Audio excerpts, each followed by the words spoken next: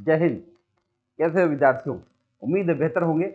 और आप लोग रनिंग, जो लोग दरोगा वाले होंगे जरूर रनिंग कर रहे होंगे, एकदम करते रहिए। बहुत जल्दी ही इसकी वो मेरिट आने वाली है और सिपाही के लिए 10 जनवरी से आवेदन भरे जाएंगे, ऐसी सूचना प्राप्त हो रही है। तो लग जाइए। अभी तक हम लोगों ने 22 सेट कर लिया है, 23वां सेट आपके सामने है। ये रहा अगला क्वेश्चन। देखिए ये रहा सवाल आपका। लिखा है 1 क्यूब 2 क्यूब 3 क्यूब, इन सबको लेकर 10 क्यूब तक जोड़ना है। कैसे जोड़ेंगे? इसके लिए आपको एक फार्मूला पता होगा, पहले से बताया जा चुका है। देखिए इसके लिए फार्मूला होता है n ब्रैकेट में n+1 अपान 2 का होल स्क्वायर। बस यही स्क्वायर कर दो, सीधे सीधे आपका उत्तर आएगा। आपको n की जगह पे 10 लिखना होगा। और देखते हैं, तो 10 गुणा 11/2, अब इसका स्क्वायर करना है। तो 2 करोगे 2 पचे 10, 55 आ जाएगा। और 55 का स्क्वायर करोगे 3025 आ जाएगा। ये आपका आंसर आ गया। तो उम्मीद है कि आप बहुत अच्छे समझ गए होंगे, क्योंकि ये सब चीज़ें सामान्य चीज़ें हैं, सबको एकदम अच्छे से याद होनी चाहिए, क्योंकि ये रनिंग क्वेश्चन भी है, हर एग्जाम में कहीं कहीं पूछ लिया जाता है। देखिए ये क्या है, ये लिखा है 0.3467 और 13.33 का ये जो है मान बताना है। आप अगर जानते होंगे कि ऐसी संख्याओं को भिन्न बनाने के लिए क्या करना पड़ता है, कि अगर हम लिखें तो 34 67, अब केवल 67 पर बार लगा है, तो आपको इसमें से 34 घटा लेना होता है। जिस पर बार नहीं लगा होता उसे घटा लेना होता है। तो घटाइए, 7 में से 4 घटाएंगे 3, 6 में से 3 घटाएंगे 3, उसके बाद में 34 तो आ ही जाएगा। और बटा 9900, इसका मान हो गया। मतलब ऐसी संख्याओं को भिन्न बनाने का तरीका बताया। और फिर ऐसे इसके बारे में सोचा जाए, 1333 में से 13 के ऊपर बार नहीं है, 13 पहले इसमें से निकाल लीजिए, क्या बचेगा? 3 में से 3 गया 0, और 3 में से 1 गया 2, और यहाँ पे आ जाएगा 13। अब बटा 9900। अब इसको जोड़ना है आपको, जोड़ेंगे हर बराबर, सीधे सीधे जुड़ जाएगा। और जोड़ते हैं 3 और 3 और 2 5, और 4 और 3 7, और 3 1 4, कितना आ गया? अब बटा हो गया 9900। ये है आपके पास। अब क्या किया जाए, इस संख्या को हमें अब आपको इस टर्म में व्यक्त करना पड़ेगा, जिस टर्म में ये लिखा हुआ है। कैसे व्यक्त कर सकते हैं? बहुत बढ़िया तरीका है। इसमें यही 47 जो घटाना होता था, यही जोड़ना पड़ेगा। याद करिए, इसमें हम लोगों ने क्या किया था, और वही चीज अब उल्टा कर देना करें। या तो एक तरीका ये है कि आप इसमें सही भाग देकर देख लीजिए, और भाग नहीं देना चाहते हैं तो यही 47 जोड़कर देख लीजिए। आओ पहले भाग देकर दिखाता हूँ। अगर हम 47 53 में 9900 से भाग दें, तो आप देख रहे हैं कै बार जाएगा? 4 बार। 0 0 4 9 36, कहाँ से आ रहा है? अरे दसवां लगाना चाहिए था, तो 0 बढ़ जाता है। तो 0 0 4 9 36, 3 4 9 36, 3 39। आप घटाइए, ये आ गया 0 3, 15 में से 6 घटाओ 9, यहाँ बचेगा 16 में से 9 गया 7। अब आपका एक 0 अपने आप बढ़ जाए, क्या बार जाएगा? 8 बार। 8 बार ले जाओ, 0 0 8 9 72 7, 8 9 72 7 79, 0 0 क्या आया? 1 आया। बस यहीं पर रुक गया। अब सोचो, क्या हम इस संख्या को ऐसे लिख सकते हैं? अगर हम दशमलव ना करें तो ऐसे लिख सकते हैं,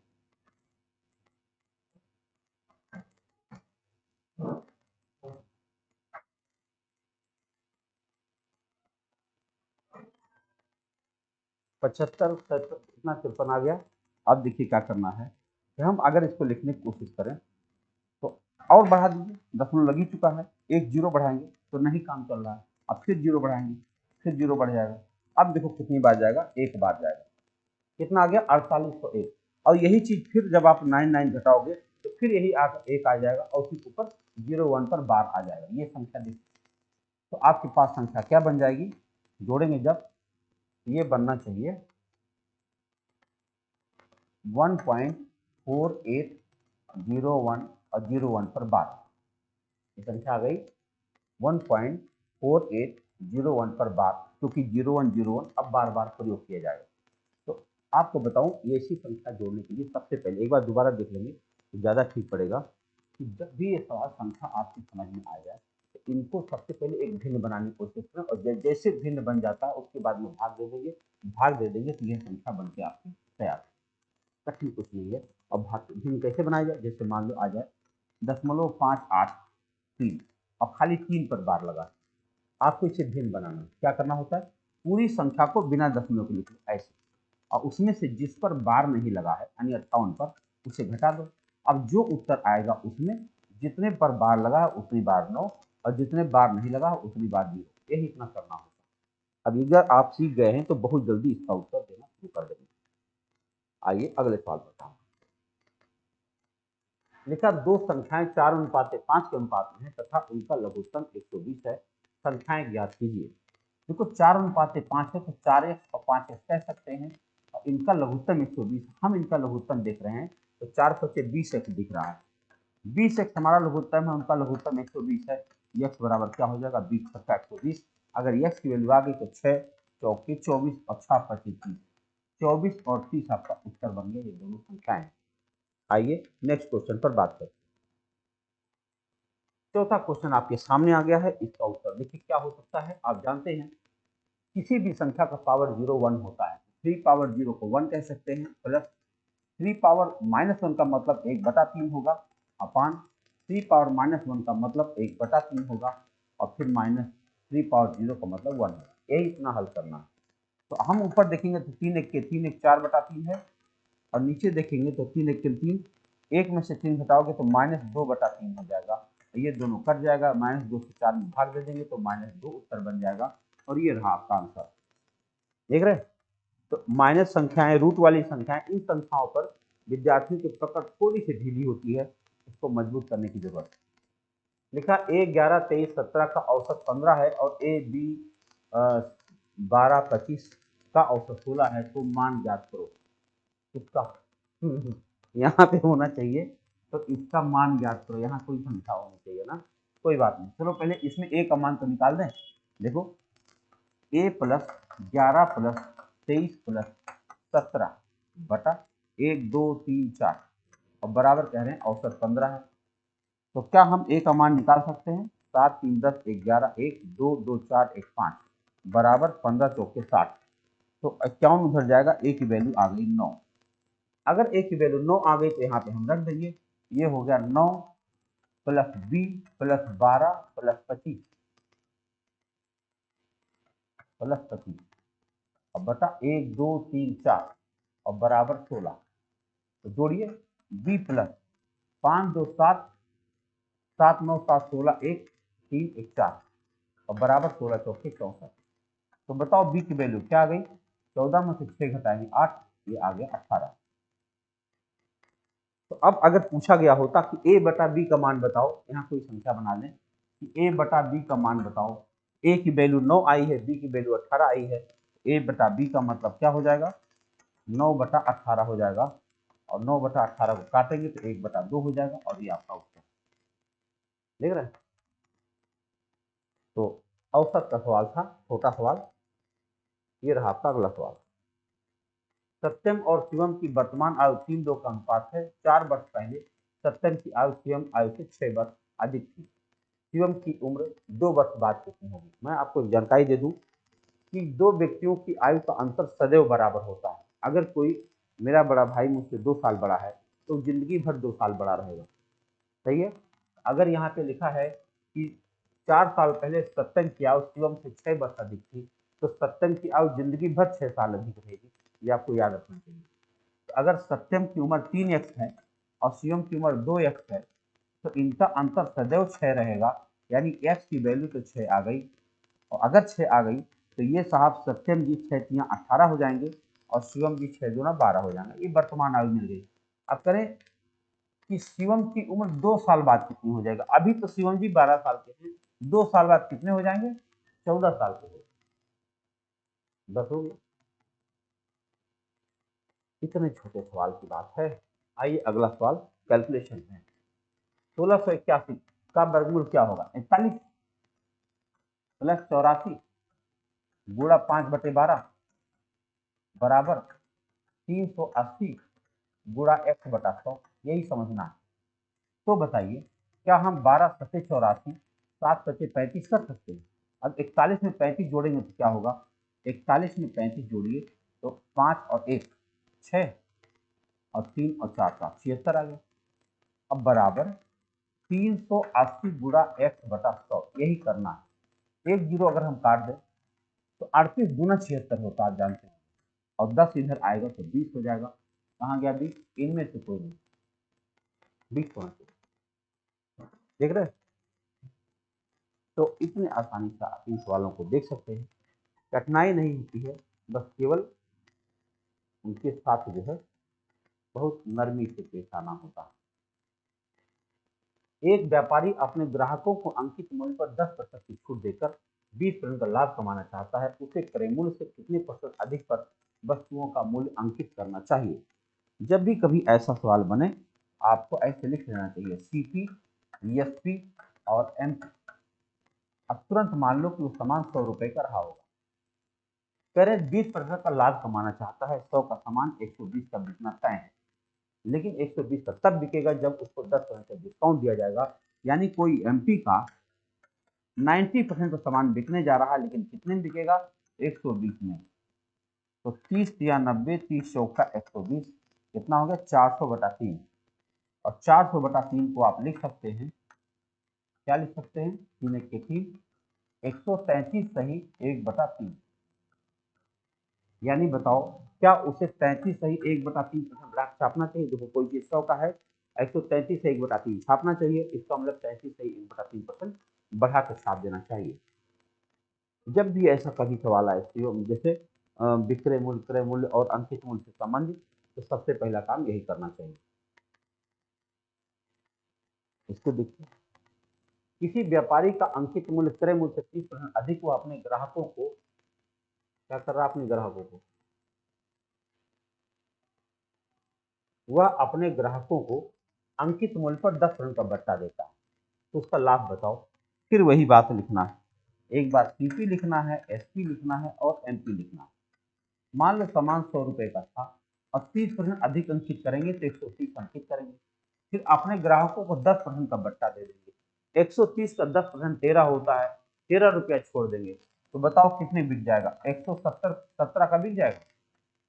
अब 100 का सामान 117 का बिक जाएगा, निश्चित रूप से 17% का लाभ हो जाएगा। इतनी सी बात है।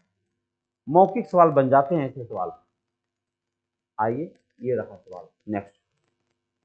किस धनराशि पर 3 से 1/2 प्रतिवर्ष की दर से 4 वर्ष में साधारण ब्याज की राशि 70 रुपया हो जाएगी। मतलब मूलधन बताना है आपको, तो मूलधन बराबर होता है ब्याज गुणा 100, ब्याज है 70 गुणा 100 बटा समय गुणा दर, समय है 4 और दर क्या है 2 3 6 7/2, और 7/2 ऊपर चला जाएगा, काट दो, 7 दाहिने 70, 2 दूना में 4, 2 पचे में 10, 100 पचे में 500। जरूर वह राशि 500 रुपया रही होगी। ये आपका उत्तर आ गया।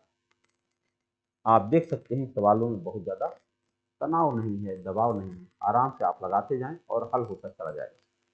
जितना अधिक आप नेचुरल वे में रहेंगे उतना ही बिना थके आप सवाल लगा पाएंगे। अगला सवाल ये रहा, कोई धनराशि चक्रवृद्धि ब्याज से 5 वर्ष में दोगुनी हो जाती है, उसी ब्याज की 10 वर्ष धनराशि कितने समय में 8 गुनी हो जाएगी।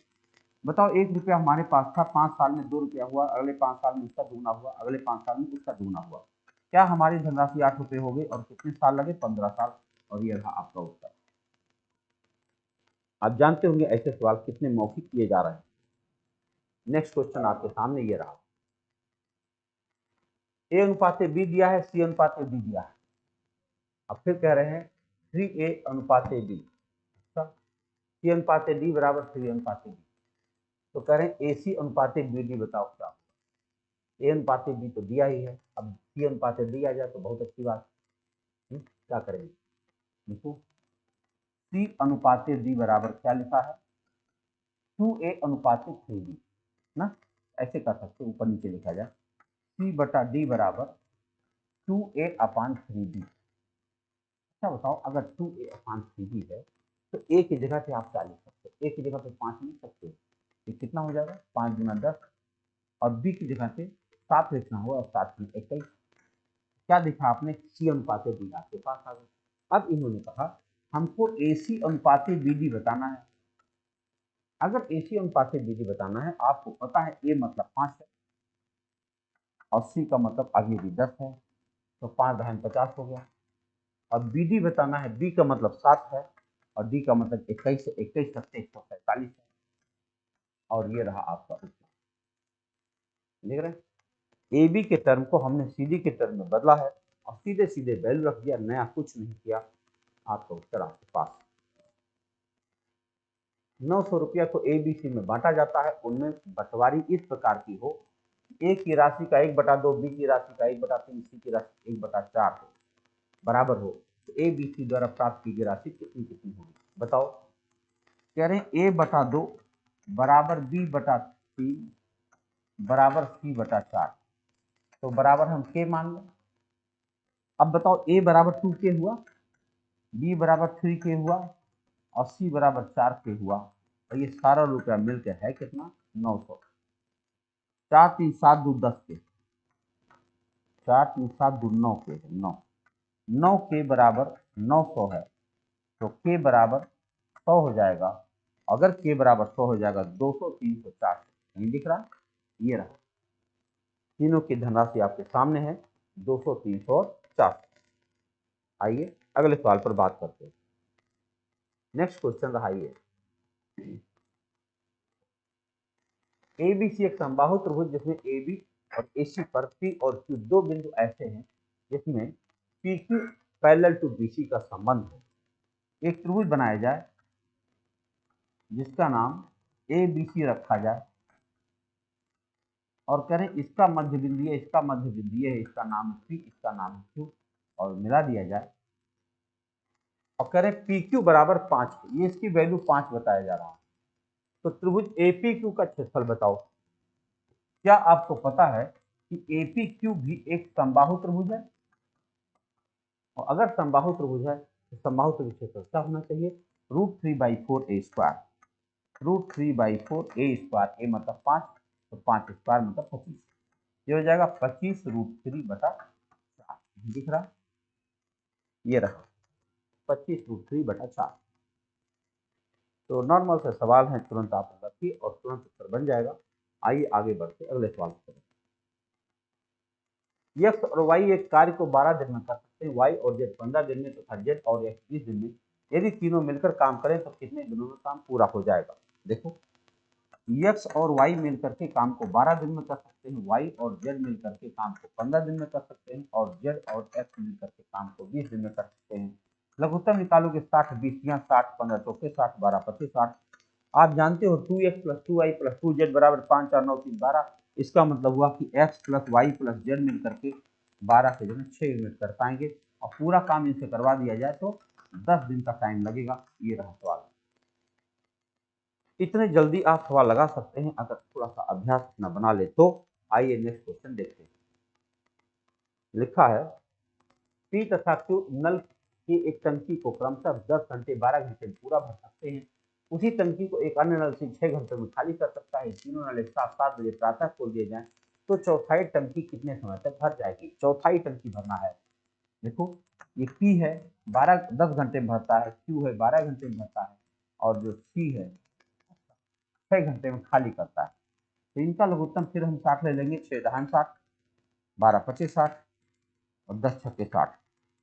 आप देख सकते हैं 6 5 11 भर रहे हैं और ये 10 खाली कर रहा है।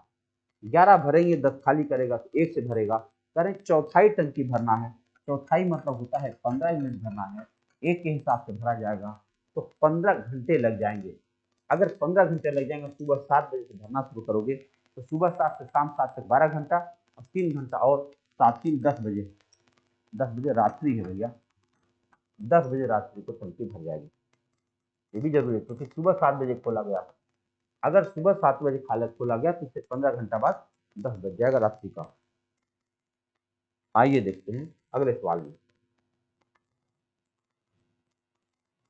लिखा है कि 2 घंटे में एक व्यक्ति 8 किलोमीटर की दूरी का कुछ भाग 3 किलोमीटर प्रति घंटा गति से पैदल चलकर तथा कुछ भाग 10 किलोमीटर प्रति घंटा की साइकिल से चलकर तय करता है। साइकिल द्वारा चली गई दूरी बताओ। 2 घंटे में एक व्यक्ति 8 किलोमीटर की दूरी चलता है। आपको बताएं, यह जो है एक तरीका है, आप समय का अनुपात बहुत आराम से निकाल सकते हैं। एलिगेशन मेथड लगा। अभी मैं इक्वेशन भी दिखा दी, एलिगेशन भी अच्छा लगेगा आपको। आप बताओ 2 घंटे में 8 किलोमीटर दूरी गए हैं, इसका मतलब 1 घंटे में 4 औसत आया। तो कुछ भाग ये 3 की रफ्तार से चले और कुछ भाग ये 10 की चाल चले, और जो औसत समय लगा है वो 4 का है। बताओ क्या ये 1 और क्या ये 6, 6:1 आया। अब क्या बताएगा, साइकिल द्वारा तय की दूरी बताओ। साइकिल द्वारा तय की गई दूरी समय का ये वाला हिस्सा है साइकिल चलने वाला। बताओ कैसे निकाले। तो समय कितना लगा है, 2 घंटा। तो 2 गुणा 6/7 ये जो है समय लगा है साइकिल से, और साइकिल की चाल कितनी है, 3। इतना दूर साइकिल से गए होंगे। 2 छक्के 12, 12 3 36, 36/7, 7 पचे 35, 1/7, 5 सही। कहीं कोई है तो इस तरह से नहीं दिखाई पड़ रहा है, हमको इसको भिन्न यानी कि इक्वेशन बना के सॉल्व करना होगा। देखो कुछ भाग मान लो x किलोमीटर दूरी को 3 घंटे में 3 की चाल चला है, और शेष भाग, शेष बचा कितना होगा, 8 माइनस x किलोमीटर को वो 10 की चाल चला है, और दोनों मिलाकर इसे 2 घंटे लगे। बस इसको हल कर दीजिए। तो लघुत्तम 30 आ गया, ये हो गया 10x और प्लस 3 अठे कितना आ जाएगा, 3 अठे 24 माइनस 3x और बराबर 2।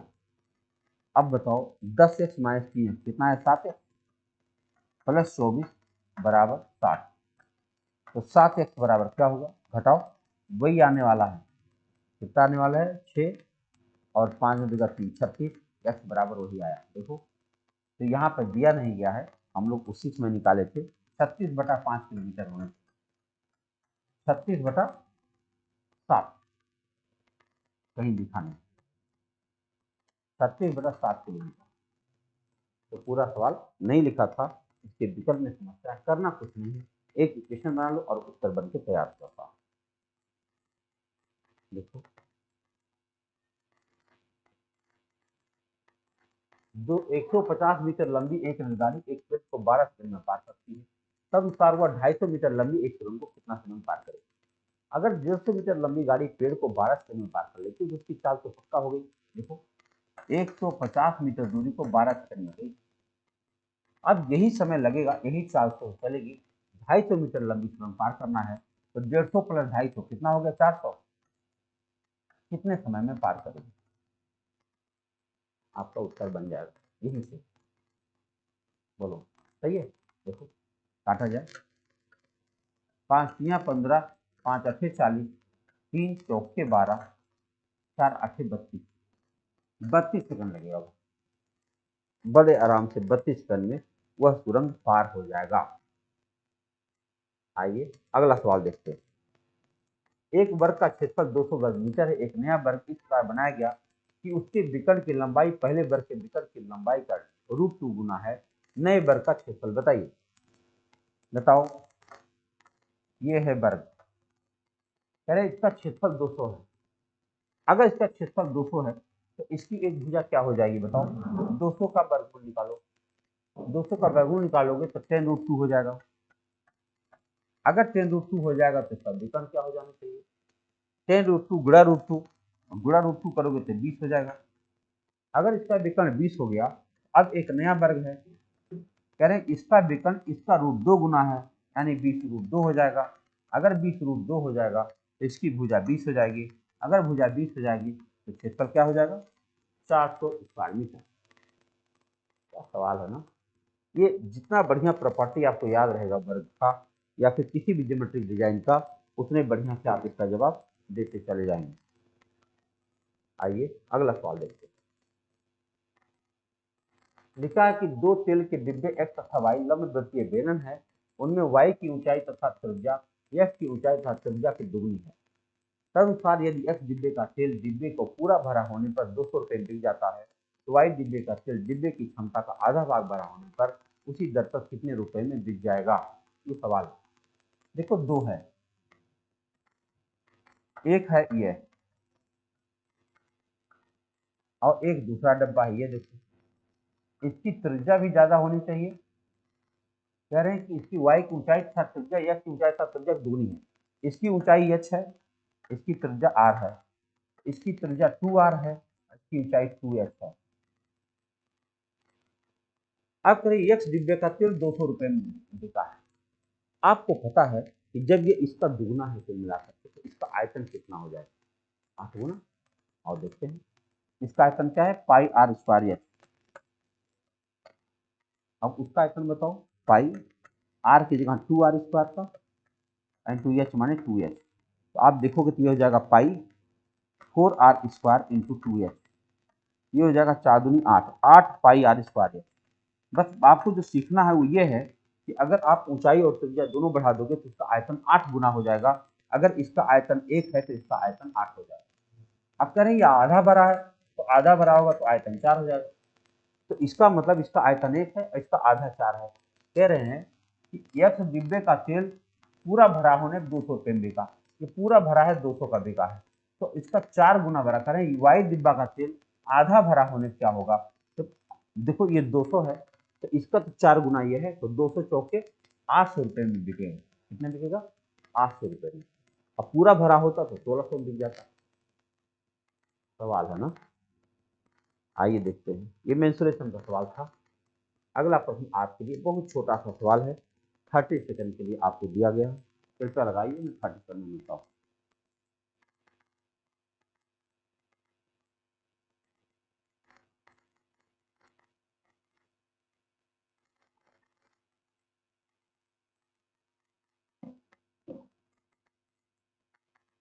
तो लगा दिए होंगे, बहुत छोटा सा सवाल है।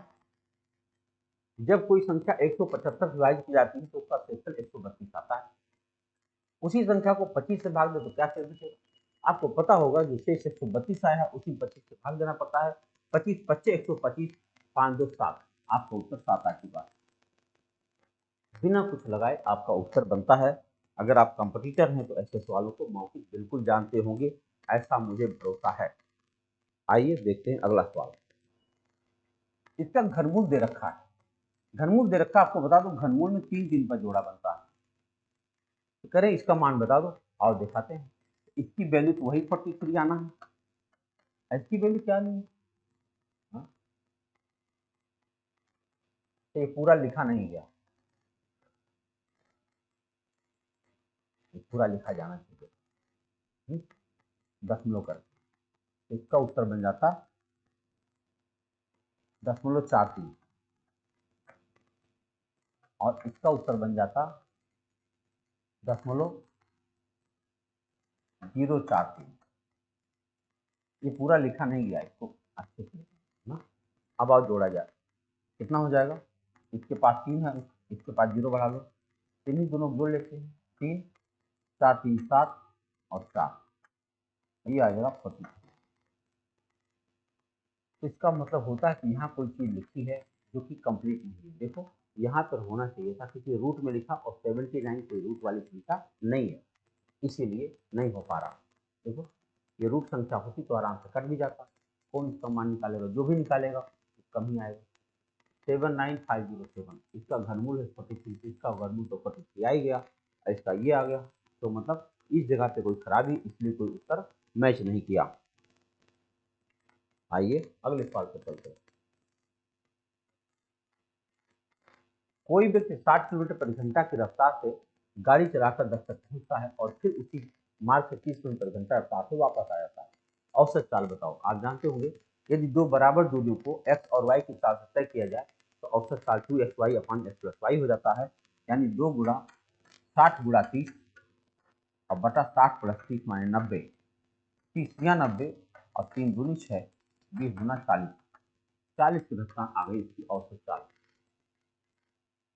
ये छोटा सा फार्मूला बहुत आसानी से आप लोग लगाए होंगे, देखते होंगे। औसत मिल जाएंगे या समय दूरी में तुरंत मिल जाएगा। दो संख्याओं का अनुपात 4:7 है, प्रत्येक में 4 की वृद्धि किया जाए तो अनुपात 3:5 हो जाता है। बड़ी संख्या बताओ। मान लो बड़ी संख्या 4, एक छोटा 4x और ये है 7x, और इसमें कह रहे हैं 4 जोड़ दिया जाए और तब ये अनुपात 3:5 हो जाएगा। क्रॉस मल्टीप्लाई करो, x की वैल्यू मिल जाएगी। तो 5 चौके 20x प्लस 20 बराबर 3 सत्ते 21x और प्लस 3 चौके 12। अगर 20 एक साथ इधर ले जाओगे x आएगा, 12 इधर ले जाओ तो 8 बचेगा। x की वैल्यू 8 है तो 8 सत्ते 56। इन्होंने कहा था बड़ी संख्या बताओ, तो 8 सत्ते 56 आ गया। x की वैल्यू जैसे आई उसको मैंने डाल दिया समीकरण में, तुरंत उत्तर आ गया।